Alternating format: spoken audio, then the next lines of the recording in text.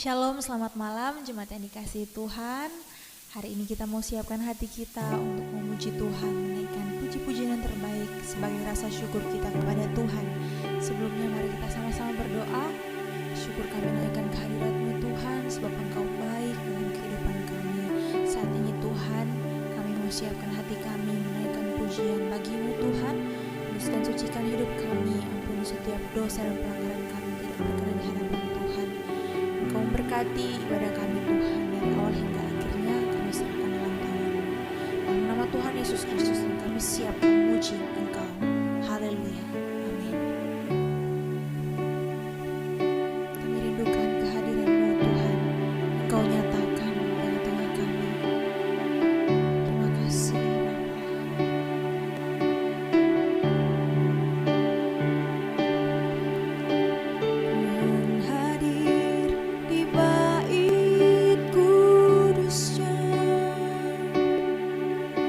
saat umat mencari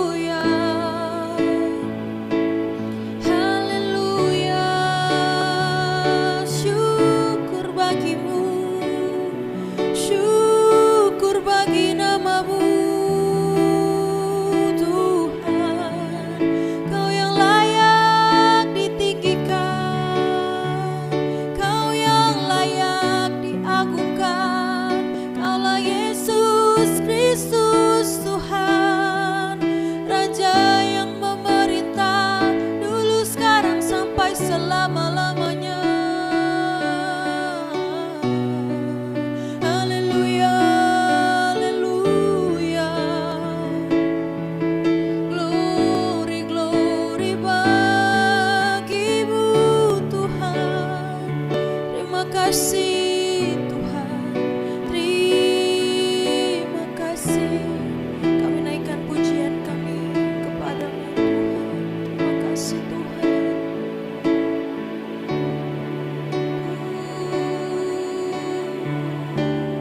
Nyanyi pujian bagimu Tuhan, pujian bagimu Tuhan. Namamu besar dan layak dipuji. Nyanyi pujian bagimu Tuhan, pujian bagimu Tuhan.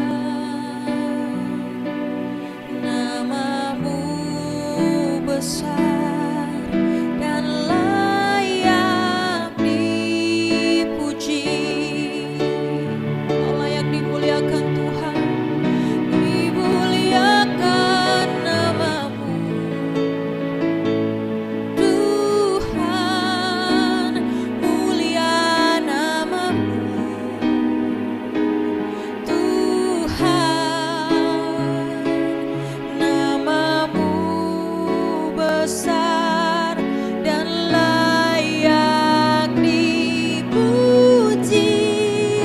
Kami muliakan, ku muliakan namamu Tuhan, mulia namamu Tuhan. Namamu besar dan layak dipuji. Namamu besar Tuhan. Namamu besar dan layak dipuji. Namamu besar. Namamu besar dan layak dipuji. Shalom, selamat malam Bapak Ibu Saudara yang dikasihi oleh Tuhan Yesus. Kita ketemu lagi atau kita bertemu lagi di dalam ibadah kategorial ministry pemahaman Alkitab GPPS Jemaat Sawahan. Sebelum kita mendengar kebenaran firman Tuhan pada malam hari ini, baiklah mari kita berdoa. Bapa Allah di dalam kerajaan surga, kembali kami datang ke hadapan hadirat Tuhan. Sungguh kami bersyukur buat kebaikan, kemurahan, dan kasih setia Tuhan yang begitu luar biasa atas hidup setiap kami. Sungguh kami bersyukur jika malam hari ini kami masih diberi kesempatan untuk beribadah, bahkan untuk mendengar kebenaran firman-Mu. Mari Engkau tanamkan, taruh tanah hati yang baik dalam hati kami, agar ketika firman Tuhan ditaburkan bagi kami, tidak lalu begitu saja, tapi boleh tertanam dalam hati kami dan akhirnya bertumbuh dan semakin besar, semakin lebat menghasilkan buah dan buah-buah kehidupan yang bisa dinikmati oleh banyak orang, dan nama Tuhan boleh dipermuliakan atas hidup kami. Terima kasih Tuhan, jamah hati kami, pendengaran kami, agar kami bisa fokus untuk mendengar kebenaran firman-Mu. Dan di dalam nama Tuhan Yesus kami berdoa dan menyambut firman Tuhan pada malam hari ini. Haleluya, amin. Bapak Ibu Saudara yang dikasihi oleh Tuhan, tema firman Tuhan pada malam hari ini adalah iman tanpa syarat. Apa arti iman? Sederhananya adalah iman itu adalah keyakinan seseorang kepada satu-satunya Allah yang benar dan Allah yang sejati, tanpa benar-benar pernah melihatnya secara langsung. Dan dengan pengertian iman ini tidak hanya sampai pada mempercayai Allah atau tidak hanya berhenti sampai di situ saja, tapi iman juga berbicara tentang bagaimana Bapak Ibu Saudara dan saya kita mempercayakan diri kita kepada Allah. Dan malam hari ini kita akan melihat dan sama-sama belajar iman tanpa syarat dari 3 orang pemuda yang sangat luar biasa. Mari kita lihat di dalam Daniel pasal yang pertama, ayat yang pertama sampai dengan ayat yang ke-6. Pada tahun yang ketiga pemerintahan Yoyakim Raja Yehuda, datanglah Nebukadnezar Raja Babel ke Yerusalem, lalu mengepung kota itu. Tuhan menyerahkan Yoyakim Raja Yehuda dan sebagian dari perkakas-perkakas di rumah Allah ke dalam tangannya. Semuanya itu dibawanya ke tanah Sinear, ke dalam rumah dewanya. Perkakas-perkakas itu dibawanya ke dalam perbendaharaan dewannya. Lalu raja bertitah kepada Aspenas, kepala istana, untuk membawa beberapa orang Israel yang berasal dari keturunan raja dan dari kaum bangsawan, yakni orang-orang muda yang tidak ada sesuatu celah, yang berperawakan baik, yang memahami berbagai-bagai hikmat, berpengetahuan banyak, dan yang mempunyai pengertian tentang ilmu, yakni orang-orang yang cakap untuk bekerja dalam istana raja, supaya mereka diajarkan tulisan dan bahasa orang Kasdim. Dan raja menetapkan bagi mereka pelabur setiap hari dari santapan raja dan anggur yang biasa diminumnya. Mereka harus dididik selama 3 tahun, dan sesudah itu mereka harus bekerja pada raja. Ayat yang ke-6, di antara mereka itu ada beberapa orang Yehuda, yakni Daniel, Hananya, Misael, dan Asaria. Dan Bapak Ibu Saudara yang sekalian dikasihi oleh Tuhan, kemudian pada pasal yang ketiga, Raja Nebukadnezar mendirikan sebuah patung emas yang tingginya 60 hasta dan lebarnya 6 hasta. Kemudian ia menyuruh orang untuk pergi ke seluruh negeri mengumpulkan pembesar negeri seperti wakil raja, para penguasa, para bupati, para penasehat negara, para bendahara, para hakim, para ahli hukum, dan semua kepala daerah untuk menghadiri pentabisan patung yang didirikannya itu. Kemudian dikeluarkanlah sebuah maklumat atau sebuah undang-undang, sebuah dekret, jika orang-orang mendengar bunyi mujian seperti bunyi sangkakala, seruling, kecapi, rebab, gambus, serdam, dan berbagai jenis bunyi-bunyian lainnya, mereka harus sujud menyembah kepada patung yang didirikan oleh Nebukadnezar itu. Tapi jika mereka tidak mau untuk menyembah patung yang didirikan oleh Nebukadnezar itu, mereka akan dimasukkan atau dicampakkan ke dalam dapur api yang menyala-nyala. Kemudian cerita berlanjut. Datanglah orang Kasdim menghadap Raja Nebukadnezar, dan mereka mengatakan bahwa orang-orang yang raja pilih untuk bekerja kepada raja, yaitu Sadrak, Mesak, dan Abednego ini, mereka tidak mau menyembah patung yang didirikan oleh Raja Nebukadnezar. Kemudian ia menyuruh mereka untuk memanggil ketiga orang itu, yaitu Sadrak, Mesak, Abednego, untuk menanyakan perihal tersebut. Bapak Ibu Saudara yang dikasihi oleh Tuhan, mereka bisa saja mementingkan diri mereka atau mencari keselamatan diri mereka untuk menyembah patung yang Nebukadnezar buat, tapi itu tidak mereka lakukan. Bahkan mereka berani berkata kepada Nebukadnezar di pasal yang ketiga ayat 17 dan 18 demikian, jika Allah kami yang kami puja sanggup melepaskan kami, maka Ia akan melepaskan kami dari perapian yang menyala-nyala itu dan dari dalam tanganmu ya Raja. Ayat yang ke-18, tetapi seandainya tidak, hendaklah Tuanku mengetahui ya Raja, bahwa kami tidak akan memuja dewa Tuanku dan tidak akan menyembah patung emas yang Tuanku dirikan itu. Bapak Ibu Saudara sekalian, ini atau perkataan ini bukanlah kata-kata atau ungkapan frustrasi, tapi suatu perkataan iman yang luar biasa. Perkataan iman yang kuat dan teguh.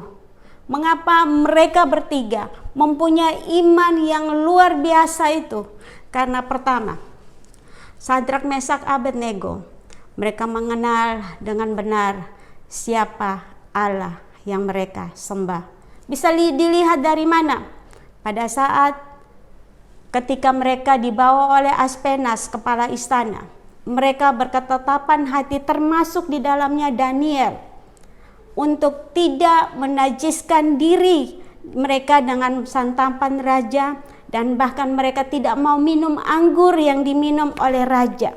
Mereka tahu aturan makanan orang Yahudi sangat amatlah ketat, dan mereka tidak mau menajiskan diri mereka.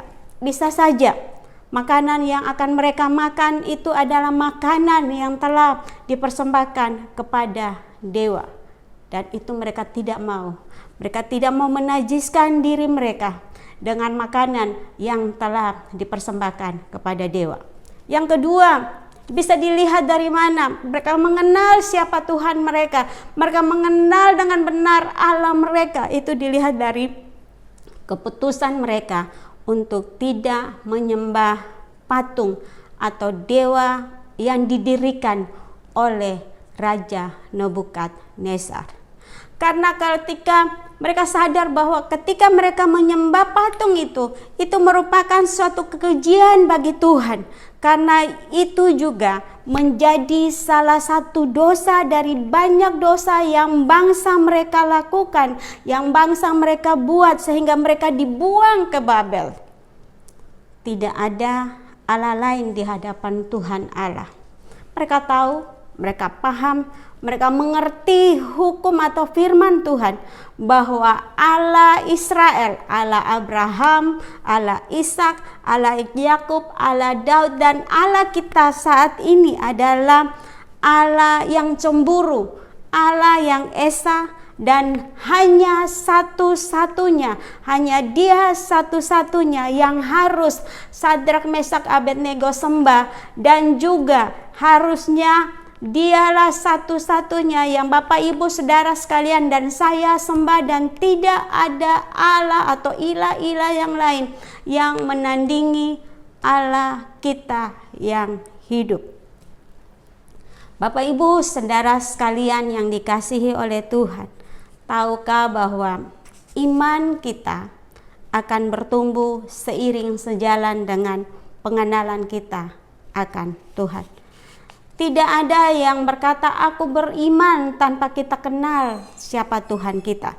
Semakin kita mengenal Tuhan, maka iman Bapak Ibu Saudara sekalian akan semakin kuat, kokoh, dan teguh.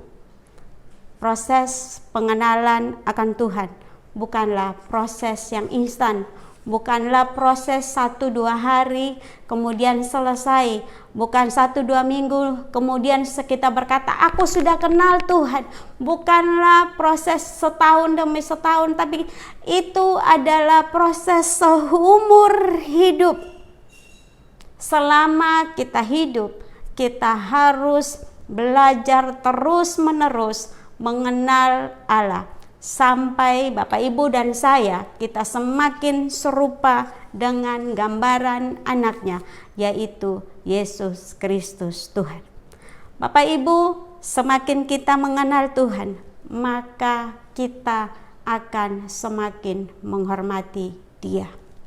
Seseorang dihormati, kita bisa menghormati seseorang ketika kita tahu kedudukannya seperti apa. Ketika kita mengenal atau kita tahu siapa Presiden Jokowi, maka kita akan memberikan penghormatan lebih. Kita akan menjaga sikap kita akan menjaga ucapan kita di hadapannya karena kita tahu dia adalah pemimpin negara ini. Harusnya juga begitu. Semakin kita mengenal siapa Tuhan kita, dia bukan hanya pembuat mujizat, dia bukan hanya menjawab doa-doa kita, dia bukan hanya menyediakan makanan dan minuman bagi kita, dia bukan hanya membebaskan dan menolong kita dari kecelakaan dan dari maut, tapi dia adalah Allah semesta alam, Raja di atas segala raja, Tuhan di atas segala Tuhan, yang sebentar lagi kita akan memperingati kelahirannya. Harusnya ketika kita datang ke hadapan hadiratnya, kita tahu siapa yang kita hadapi. Dia adalah Allah yang punya segala sesuatu. Rasa takjub, hormat, takut, dan gentar, itu yang harus kita bawa ketika kita menghadap Sang Pemilik hidup ini. Bapak, Ibu, Saudara sekalian, ketika saya sangat percaya, ketika kita memposisikan Allah pada tempat yang semestinya, maka Dia akan memberkati hidup kita.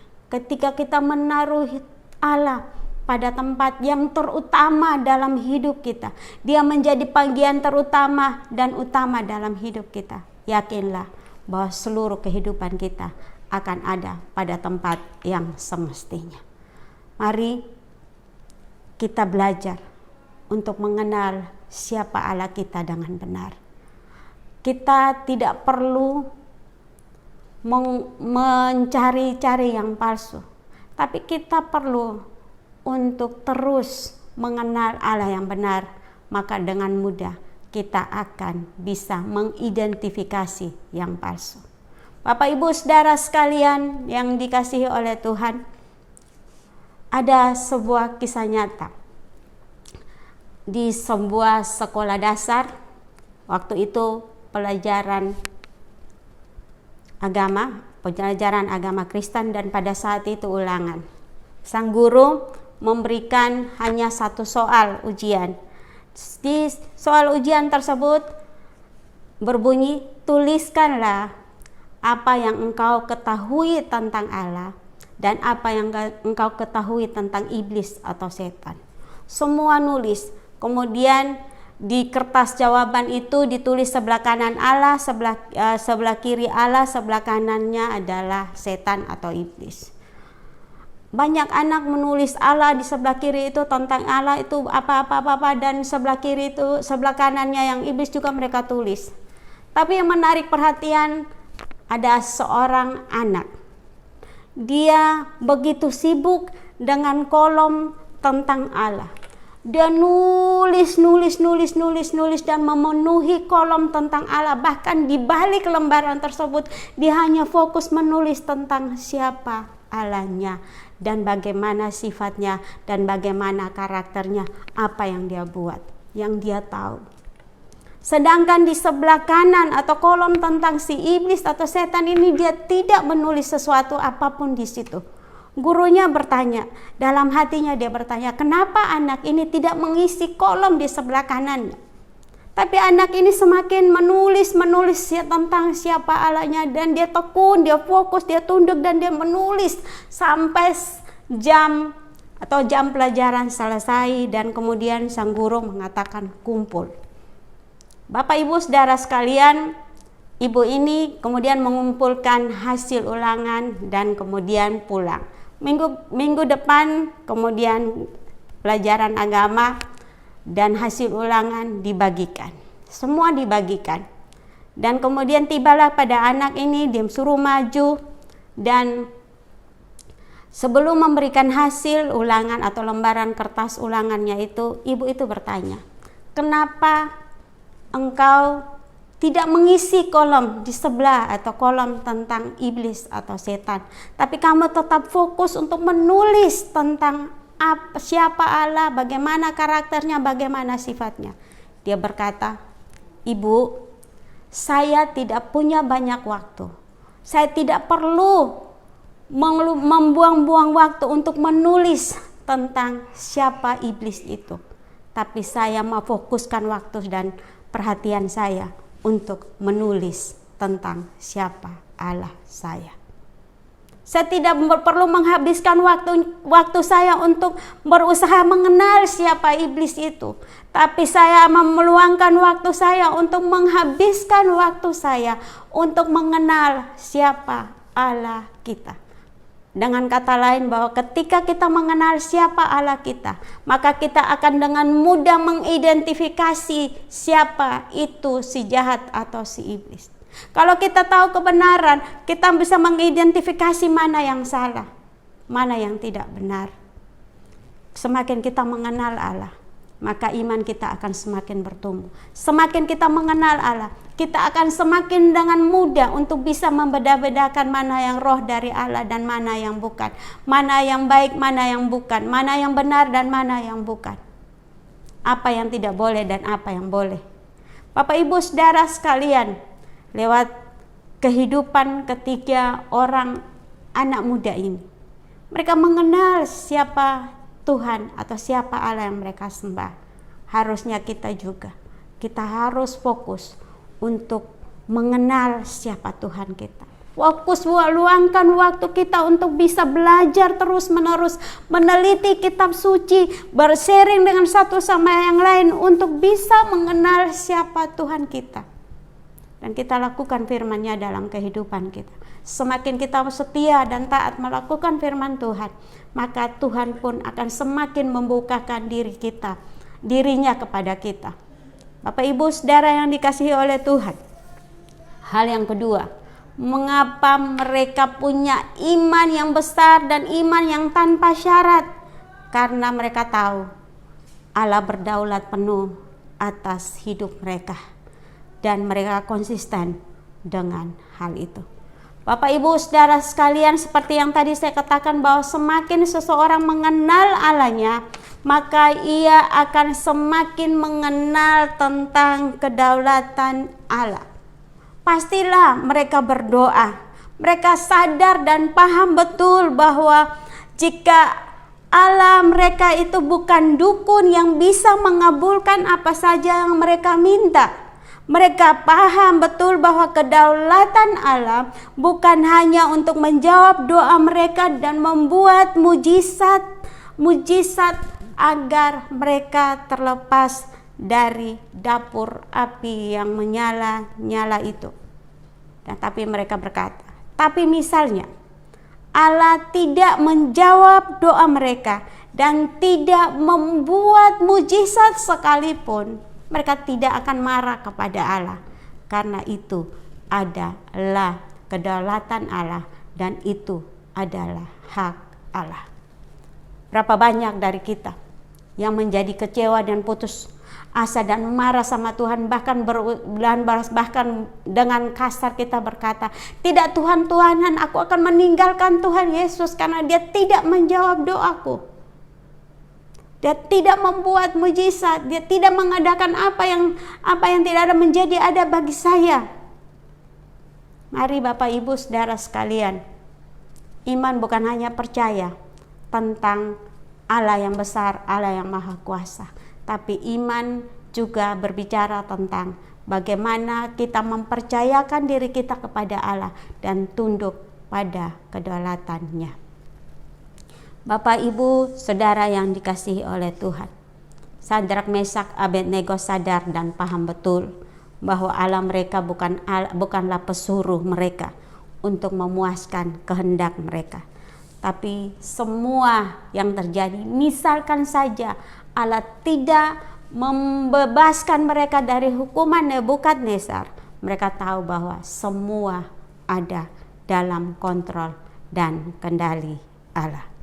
Bapak Ibu Saudara yang dikasihi oleh Tuhan, kita lihat Yesus adalah contoh konkret orang yang memahami betul tentang kedaulatan Allah. Di mana kita lihat waktu Dia berada dalam Taman Getsemani, ia berdoa, "Bapa, kalau boleh cawan ini lalu daripadaku, tapi bukan kehendakku, tapi kehendak-Mu yang jadi." Yesus kurang suci apa? Yesus kurang benar apa? Ia adalah Allah yang menjelma menjadi manusia untuk mengajarkan kepada kita bahwa Dia sendiri adalah Allah dan anak Allah yang tunduk pada kedaulatan Bapanya. Pada saat yang mana Yesus tunduk pada kedaulatan Bapanya, yaitu pada saat Ia menundukkan diri pada otoritas Allah dan meminum cawan murka Allah akibat dosa Bapak Ibu Saudara sekalian dan saya, dosa seluruh isi dunia ini ditimpakan oleh Allah kepada Yesus. Yesus berdoa bukan untuk mengubah kehendak dan keputusan Bapanya, tapi Ia berdoa untuk menyelaraskan dirinya dengan apa yang menjadi kehendak Bapanya.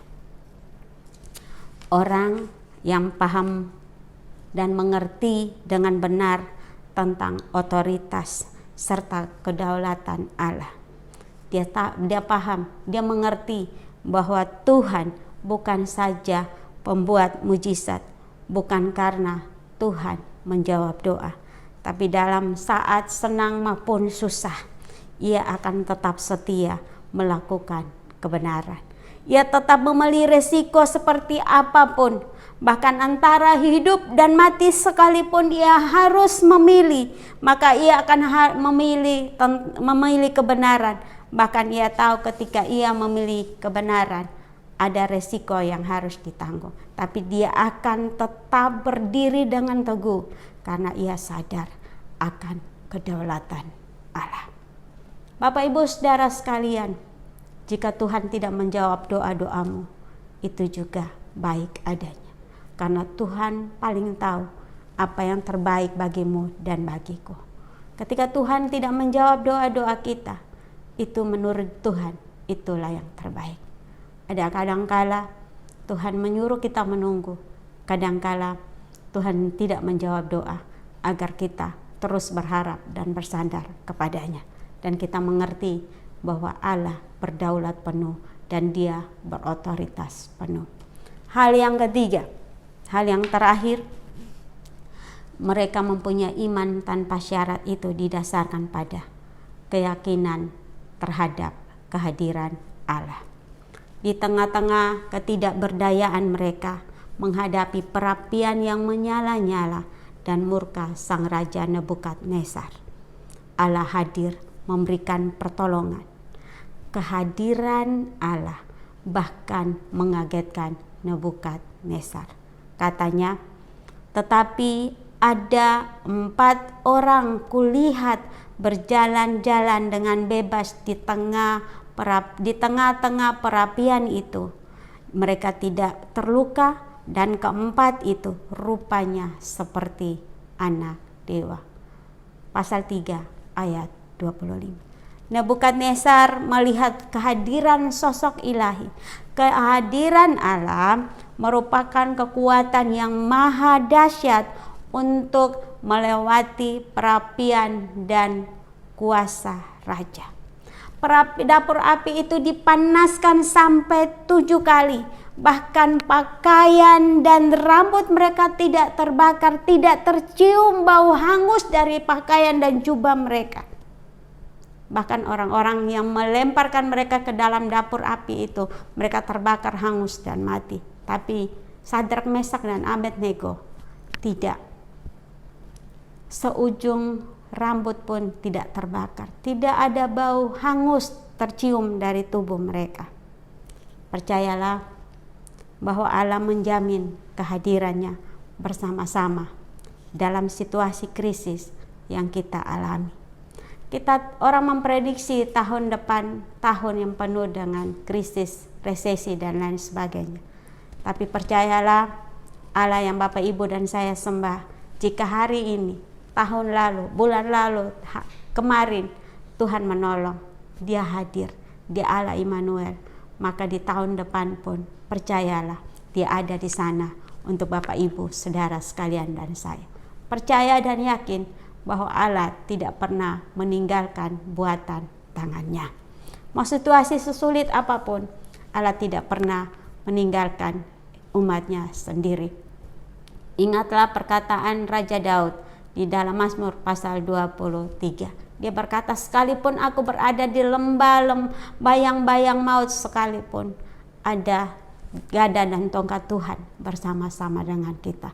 Itu berarti bahwa penyertaan Tuhan, Allah Immanuel itu akan tetap menyertai kita dimanapun. Saat kita mendaki ke gunung, Tuhan ada. Bahkan kita turun ke dalam jurang maut sekalipun, Tuhan ada. Kita tidak, dimanapun Tuhan ada. Meskipun kita berada di tempat tersembunyi, yakin dan percayalah Tuhan ada di situ dan melihat kita. Bapak Ibu, saudara sekalian, percayalah bahwa Allah yang kita sembah mempunyai cara yang berbeda-beda dan hadir dalam pengalaman setiap orang dengan cara yang tidak terduga. Allah kita punya banyak cara, punya jutaan bukan miliaran cara untuk bisa menolong kita. Kita mungkin kelihatan seorang diri menghadapi krisis yang kita alami. Sepertinya tidak ada orang yang berpihak kepada kita. Dan sepertinya tidak ada orang yang mengerti kesusahan dan kesulitan yang kita sedang hadapi. Mungkin juga banyak orang memusuhi kita dan menganggap kita benalu dari hidup mereka, menganggap kita tidak ada harganya.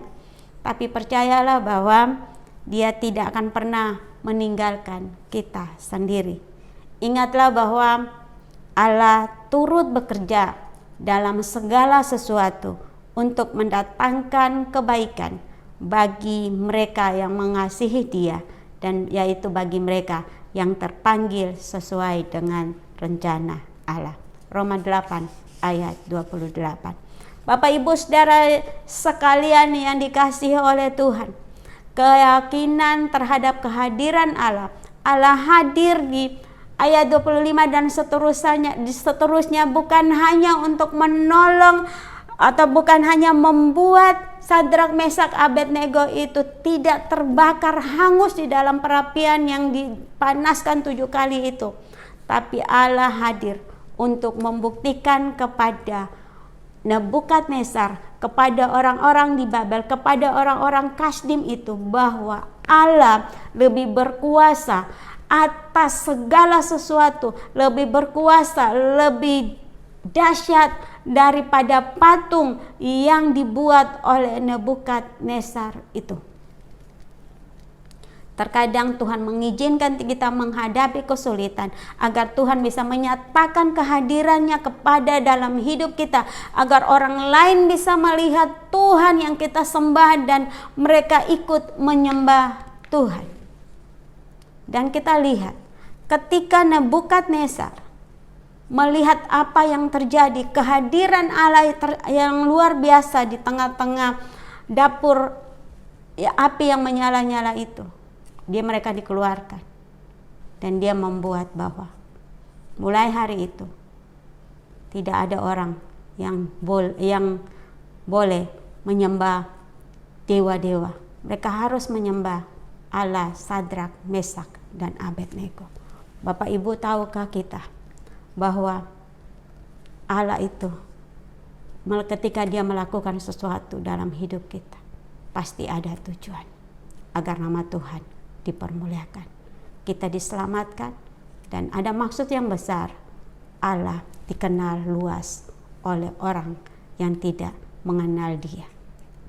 Karena kita lihat di akhir kisah bahwa seluruh istana mereka tunduk dan menyembah kepada Allah Sadrak, Mesak, dan Abednego. Bapak Ibu saudara sekalian, saya tutup dengan sebuah kisah tentang seorang misionaris Inggris bernama David Livingstone. Ia memenuhi panggilan Tuhan untuk melakukan penginjilan di Afrika.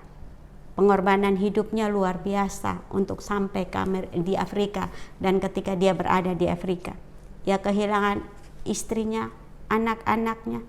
Bahkan dia harus mengalami diterkam atau diserang oleh singa yang membuat bahu kirinya sobek dan tangan kirinya akhirnya tidak bisa digunakan. Dia menghadapi banyak hal-hal buruk dalam hidupnya ketika ia memenuhi panggilan Tuhan di Afrika. Tapi dunia juga harus berterima kasih padanya karena kehadirannya. Dia menuliskan atau dia menggambarkan, melukiskan tentang Afrika seperti apa. Sehingga dunia tahu di belahan dunia sana ada benua yang bernama Afrika. Ada orang-orang yang perlu ditolong. Ada orang-orang yang perlu dibawa kepada Tuhan. Suatu ketika ada seseorang bertanya kepadanya, bagaimana Livingstone ini bisa bertahan menanggung kesulitan yang begitu besar ketika ia memenuhi panggilannya sebagai seorang misionaris di Afrika dan bertahan dengan segala kesulitan hidup yang begitu lama. Dia menjawab dengan kata-kata Yesus yang terngiang di telinga. Kata-kata ini yang terus menguatkan dirinya. Dia berkata, kata Yesus kepadanya, aku menyertai kamu sampai pada kesudahan zaman, atau aku menyertai engkau sampai pada akhir zaman. Matius 28 ayat 20. Livingstone pernah berkata, tanpa Kristus dia tidak akan melangkah, dengan Kristus dia bisa kemana saja untuk memberitakan firman Tuhan. Bapak, Ibu, Saudara yang dikasihi oleh Tuhan, kehadiran Allah adalah kunci dari keberanian untuk Sadrak, Mesak, Abednego dan kita semua untuk berani menanggung segala konsekuensi dari iman kita serta ketaatan kita kepadanya. Ketahuilah bahwa tanpa penderitaan tidak ada mahkota. Tanpa penderitaan tidak ada kemuliaan. Karena itu janganlah pernah menyerah pada penderitaan, kesulitan dan kesusahanmu. Dan ingat lagi, jangan pernah sekalipun ada niat dalam hatimu untuk melepaskan Yesus Kristus Tuhanmu untuk hal-hal yang fana dan hal-hal yang bukan kekal. Jalanilah dengan segala kesabaran dan engkau akan melihat Tuhan akan berperkara bagimu. Ada kemuliaan di balik penderitaan. Ada pertolongan Tuhan tepat pada waktunya. Nama Tuhan dimuliakan dan ditinggikan atas hidupmu dan engkau akan menjadi berkat. Sekian firman Tuhan pada malam hari ini. Mari kita berdoa. Bapa Allah di dalam kerajaan surga, kembali kami datang ke hadapan hadirat-Mu. Kami sudah mendengar kebenaran firman-Mu. Biarlah firman-Mu ini tanamkan dalam hati kami. Roh Kudus terus berbicara di hati kami ketika kami menghadapi situasi-situasi sulit dan orang-orang mulai mempertanyakan kehadiran Tuhan dalam hidup kami. Agar kami untuk terus memandang, mengarahkan pandangan kami, mengarahkan mata kami hanya kepada Tuhan dan percaya dalam hati kami bahwa Allah yang kami sembah, Allah yang tidak pernah meninggalkan kami, Allah yang kehadirannya nyata, Allah yang tidak bisa dibatasi oleh ruang dan waktu. Engkau Allah yang membuat segala sesuatunya bagi kami dan hidup kami ada dalam tangan-Mu Tuhan. Bapak, Ibu, Saudara sekalian, Tuhan kami menyerahkan mereka dalam tangan Tuhan. Biarlah apa yang menjadi pergumulan mereka, apa yang menjadi doa-doa mereka, Tuhan tolong, Tuhan jawab tepat pada waktunya. Yang sakit pada malam hari ini Tuhan sembuhkan, yang lemah Tuhan kuatkan, yang berada di dalam pergumulan-pergumulan hidupnya Tuhan bebaskan, Tuhan berikan kelegaan. Dan kami tahu bahwa Allah yang kami sembah, Allah yang hidup, Allah yang tidak pernah meninggalkan buatan tangannya. Kami juga menyerahkan teman-teman kami yang sudah mengambil bagian dalam pelayanan pada malam hari ini. Engkau memberkati kami sekalian dan kami tahu jerih lelah kami di hadapan Tuhan tidak pernah sia-sia. Dan kami menutup di firman ibadah kami pada malam hari ini dengan berkat damai sejahtera daripada Allah Bapa, kecintaan daripada Yesus Kristus Tuhan, dan persekutuan dengan Roh Kudus ada bersama-sama dengan kami mulai hari ini sampai Maranatha Tuhan Yesus datang kembali. Dan dalam nama Tuhan Yesus kami berdoa dan mengucap syukur. Haleluya. Amin.